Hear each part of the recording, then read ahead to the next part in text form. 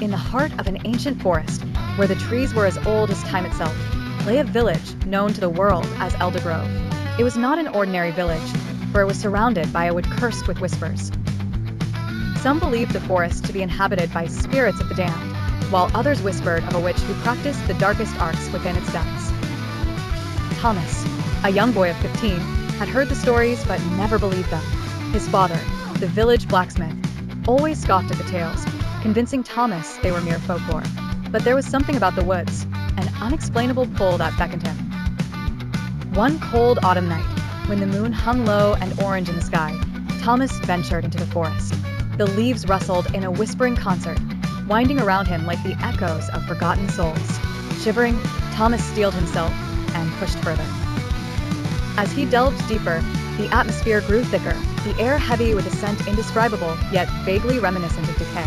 Suddenly, he stumbled upon a quaint, crooked cottage shrouded by the ancient trees. The windows glowed with an unsettling green luminescence that seemed to pulsate like living flesh. Driven by curiosity, Thomas approached quietly, his heart pounding in his chest like a war drum. Peering through the window, he saw an old woman, her visage obscured by shadows and a veil of twisting vapors. She muttered incantations, her fingers dancing over a bubbling cauldron filled with a substance darker than night. Thomas had heard of witches, but never thought they existed beyond tales. Fear gripped him, and he retreated, but it was too late. The woman's eyes snapped toward him. Their red glow pierced the night like twin stars of malevolence.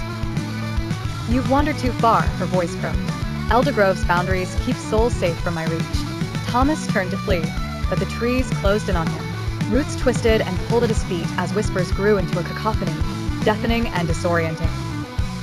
The witch emerged from her abode, her presence commanding the forest as if it were an extension of her malicious will. She raised a hand, tracing symbols in the air, symbols that shimmered then solidified into ropes of ethereal darkness, binding Thomas in place. "I will teach you pain," she whispered, her voice echoing within his mind. Thomas screamed, a sound swallowed by the forest, as darkness embraced him. Days passed, and the village searched for Thomas. The villagers dared not enter the woods, fearing the witch's wrath. Eldergrove became a place of mourning, and whispers of his fate spread like wildfire, chilling hearts. In the forest, by the cottage, a new whisper joined the eldritch choir, a whisper of sorrow, repentance, and eternal captivity. The witching woods offered no escape, a place where the lost souls wandered under the watchful eyes of an unforgiving witch, forever bound by the tendrils of black magic.